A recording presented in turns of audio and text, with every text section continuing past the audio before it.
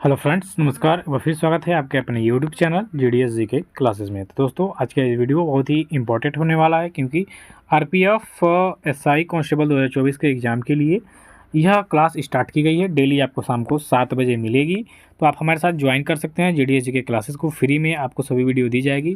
Top 30 question daily आपको कराए जाएंगे इसमें, और सभी क्वेश्चन क्विज के टाइप के होंगे। तो चलिए स्टार्ट करेंगे पहले क्वेश्चन से। आपके सामने पहला क्वेश्चन आ गया कि हीमोग्लोबिन में पाए जाने वाला तत्व है। तो दोस्तों, हीमोग्लोबिन जो होता है हमारे शरीर में, जिसकी उपस्थिति के कारण रक्त का जो रंग होता है लाल, इसके कारण होता है।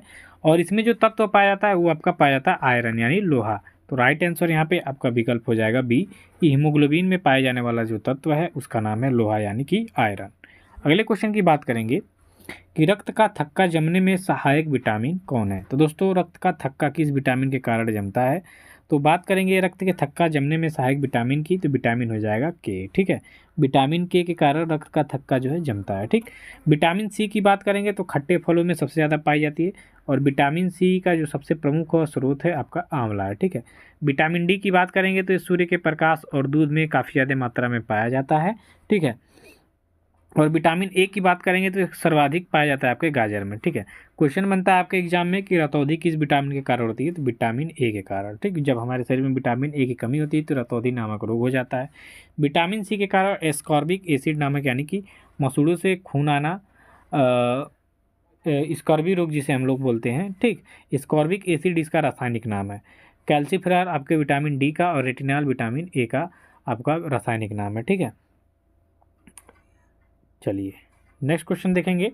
आपका नेक्स्ट क्वेश्चन है कि मूत्र का निर्माण कहाँ पर होता है। तो देखिए, मानव मूत्र के निर्माण की बात करेंगे तो जो आपकी किडनी है, ठीक है, किडनी जिसे हम वृक्क बोलते हैं, इसी में मानव के मूत्र का निर्माण होता है।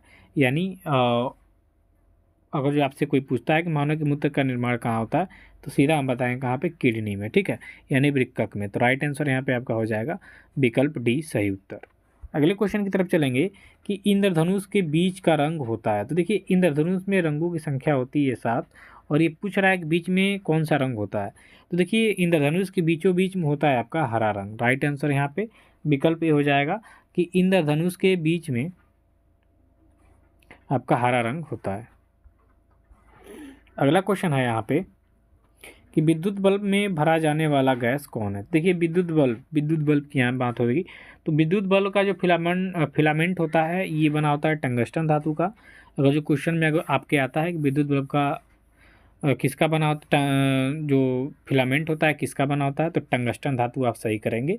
और यहाँ पे क्वेश्चन आया कि विद्युत बल्ब में भरे जाने वाला गैस कौन है। तो विद्युत बल्ब में आपका नाइट्रोजन गैस भरा होता है। ठीक है, तो राइट आंसर यहाँ पे हो जाएगा विकल्प बी, इसका राइट आंसर। अगले क्वेश्चन की बात करेंगे कि परमाणु के नाभिक की खोज किसने किया था। ये देखिए, काफ़ी ज़्यादा इंपॉर्टेंट क्वेश्चन आएगा, और साइंस रिलेटेड आपके 6 से 7 क्वेश्चन इस वीडियो में आपको मिल जाएंगे।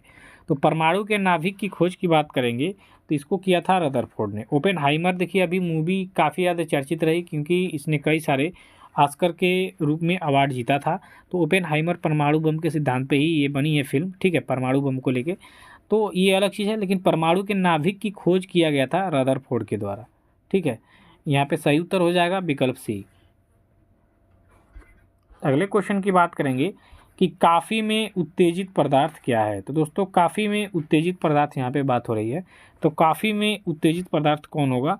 तो कॉफ़ी में उत्तेजित पदार्थ होता है आपका कैफीन। ठीक है, कैफीन जो होता है यह आपका कॉफ़ी में उत्तेजित पदार्थ होता है। थीन आपके चाय में पाया जाएगा, केसिन आपके दूध में पाया जाएगा, निकोटीन जो होता है तंबाकू के पत्तियों में पाया जाता है। तो ये मादक पदार्थ में आ जाता है, ये नशीले पदार्थ में। ठीक है, बाकी ये सभी लोग नशीले ही है, थीन भी कैफीन भी, ये भी एक तरह का नशा ही करता है।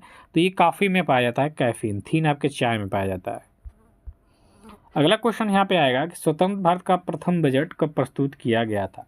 तो देखिए, यहाँ पे बात करेंगे जब जैसे ही भारत स्वतंत्र हुआ तो भारत का प्रथम बजट जब प्रस्तुत किया गया तो कब प्रस्तुत किया गया, यह आपके एग्जाम में पूछा हुआ है। तो ये आपका हो जाएगा विकल्प बी, कि 1947 में स्वतंत्र भारत का पहला बजट ही प्रस्तुत किया गया था। और 15 अगस्त 1947 को भारत आज़ाद भी हुआ था, सभी लोग जानते हैं, और उसी के बाद ये आपका प्रथम बजट प्रस्तुत किया गया था। अगला क्वेश्चन है कि योजना आयोग द्वारा अब तक कितनी पंचवर्षीय योजनाएं बनाई जा चुकी हैं। तो देखिए योजना आयोग 1951 से स्टार्ट हुआ, ठीक है। 2012 से 2017 तक ये योजना चली और लगभग 12 पंचवर्षीय योजनाएं बनाई गई। पर एक पंचवर्षीय योजना का काल था 5 वर्ष, ठीक है। तो 12 पंचवर्षीय योजनाएं बनाई गई। किसी का उसी में 3 साल हो गया, तो कभी अवकाश हो गया, किसी का 4 वर्ष हो गया, तो ऐसा करके कुल 12 पंचवर्षीय योजना बनाई गई थी। इसका श्रेय जाता है आपके पंडित जवाहरलाल नेहरू को, जो कि प्रथम प्रधानमंत्री थे भारत के।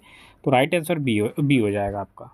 अगला क्वेश्चन देखिए, प्रथम पंचवर्षीय योजना में किस क्षेत्र को प्रमुखता दी गई थी? तो प्रथम पंचवर्षीय योजना 1951 से 1956 तक चला था और इसमें आपके कृषि क्षेत्र को बढ़ावा दिया गया था, यानी प्रमुखता दी गई थी। तो राइट आंसर इस क्वेश्चन का विकल्प सी सही उत्तर हो जाएगा कि प्रथम पंचवर्षीय योजना में आपकी कृषि क्षेत्र को बढ़ावा दिया गया था, यानी प्रमुखता दी गई थी। और सन पूछ देगा तो 1951 से 56 प्रधानमंत्री या राष्ट्रपति पूछ दे तो प्रधानमंत्री आपके पंडित जवाहरलाल नेहरू इन्हीं की उपज थी और डॉक्टर राजेंद्र प्रसाद इस समय भारत के प्रथम राष्ट्रपति थे। अगला क्वेश्चन है कि भारत में गठित पहली सहकारी समिति कौन थी? तो पहली सहकारी समिति इसमें बात करेंगे तो पहली सहकारी समिति थी आपकी साख समितियाँ। तो राइट आंसर यहाँ पे डी हो जाएगा। अगला क्वेश्चन है यहाँ पे, वेल्थ ऑफ नेशंस पुस्तक के लेखक कौन है? ये काफ़ी ज़्यादा इंपॉर्टेंट होगा आपके एग्जाम की दृष्टि से। तो वेल्थ ऑफ नेशंस जो पुस्तक है इसके लेखक हैं एडम स्मिथ। अब एडम स्मिथ क्यों है भाई, इनकी बारे में थोड़ा जानेंगे। ये विश्व अर्थशास्त्र के जनक के रूप में जाने जाते हैं एडम स्मिथ, ठीक है। विश्व अर्थशास्त्र के जनक के रूप में जाने जाते हैं एडम स्मिथ और इन्हीं की पुस्तक है वेल्थ ऑफ नेशंस।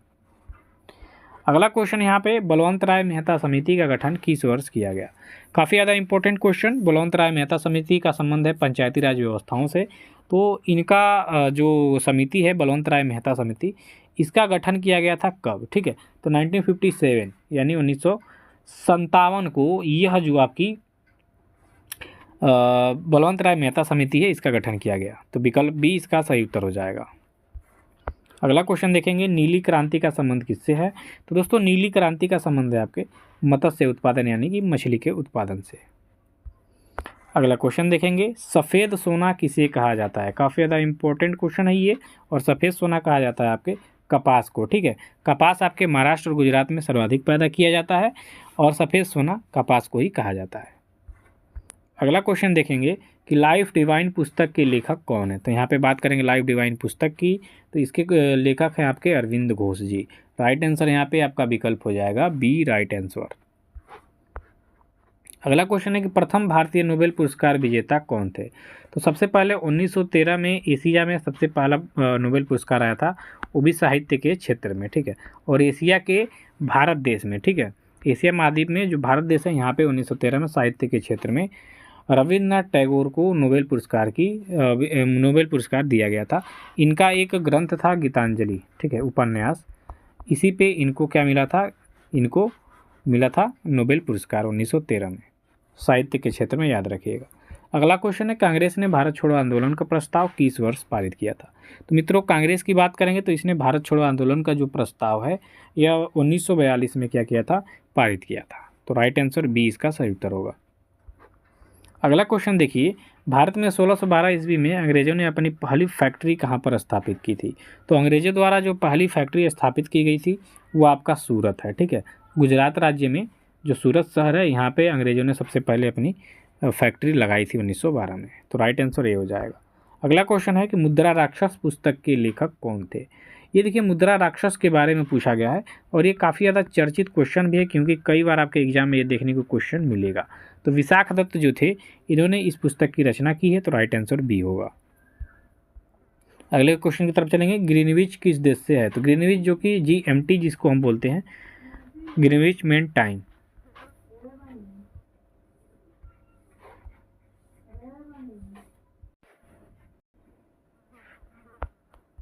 तो ग्रीनविच की बात करेंगे, ग्रीनविच जिसे GMT बोला जाता है, यह किस देश में स्थित है? ठीक है, तो GMT की यहाँ पे बात होगी। तो GMT आपके UK यानी कि लंदन जिसे हम बोलेंगे, ब्रिटिश यूनाइटेड किंगडम, यहाँ पे स्थित है। ठीक है, ग्रीनविच समय का निर्धारण किया जाता है इससे। अगला क्वेश्चन है कि सुनामी किस भाषा का शब्द है? तो सुनामी की बात करेंगे तो सुनामी एक जापानी भाषा का शब्द है। तो राइट आंसर हो जाएगा यहाँ पे विकल्प डी। नेक्स्ट क्वेश्चन देखेंगे, तो नेक्स्ट क्वेश्चन है आपका वह कौन सा महाद्वीप है जहाँ एक भी ज्वालामुखी नहीं है? तो एक भी बिना ज्वालामुखी वाला जो द्वीप है आपका ऑस्ट्रेलिया महाद्वीप हो जाएगा। तो राइट आंसर यहाँ पे सी हो जाएगा सही उत्तर। अगला क्वेश्चन देखिए कि विश्व में मैदानों का सर्वाधिक विस्तार किस महाद्वीप में है? तो दोस्तों विश्व में सर्वाधिक मैदानों का जो विस्तार है वह आपके यूरोप महाद्वीप में देखने को मिलता है। तो राइट आंसर यहाँ पे डी हो जाएगा। अगला क्वेश्चन देखिए, यूरोप की सबसे लंबी नदी कौन सी है? तो यूरोप की सबसे लंबी नदी की अगर जो हम बात करेंगे तो आपकी है वोल्गा नदी। ठीक है, राइट आंसर इसका हो जाएगा विकल्प सी। अगला क्वेश्चन देखिए, कोयना बांध किस राज्य में अवस्थित है? तो कोयना बांध की बात करेंगे तो यह आपके महाराष्ट्र राज्य में स्थित है, कोयना नदी पे। ठीक है, तो राइट आंसर यहाँ पे हो जाएगा विकल्प ए महाराष्ट्र। अगला क्वेश्चन देखिए, विश्व जनसंख्या दिवस कब मनाया जाता है? तो विश्व जनसंख्या दिवस आपका मनाया जाता है 11 जुलाई को।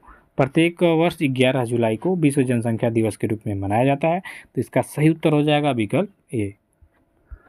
अगला क्वेश्चन देखेंगे, 2011 की जनगणना के अनुसार सर्वाधिक जनसंख्या वाला राज्य कौन है? तो दोस्तों ये आपका Uttar Pradesh. Right answer B हो जाएगा। अगला क्वेश्चन है यहाँ पे, सर्वाधिक जिलों वाला राज्य कौन सा है? तो सर्वाधिक जिलों वाला राज्य भी आपका उत्तर प्रदेश है। यहाँ पे जिलों की संख्या टोटल है 75 यानी 75, और सर्वाधिक जिलों वाला राज्य आपका उत्तर प्रदेश। नेक्स्ट क्वेश्चन की बात करेंगे कि सूर्य के सबसे निकट ग्रह कौन सा है? तो सूर्य के सबसे निकट ग्रह है आपका बुध ग्रह। देखिए ये आपका सूर्य है, बुध, शुक्र और पृथ्वी, ये तीनों को याद रखेंगे कि बुध के बाद है आपका शुक्र, शुक्र के बाद है पृथ्वी, ये आपका सन है। तो सूर्य के पास सबसे निकट है आपका बुध ग्रह। तो राइट आंसर विकल्प बी हो जाएगा।